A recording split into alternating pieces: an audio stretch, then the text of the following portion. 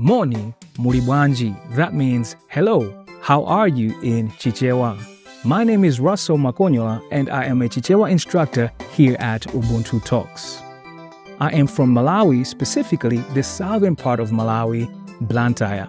Are you planning to or considering of doing missions work in Malawi and therefore you want to learn how you can communicate with the local community effectively? Then let me invite you to learn how to speak Chichewa with Ubuntu Talks. Chichewa is the main dialect that is spoken across Malawi.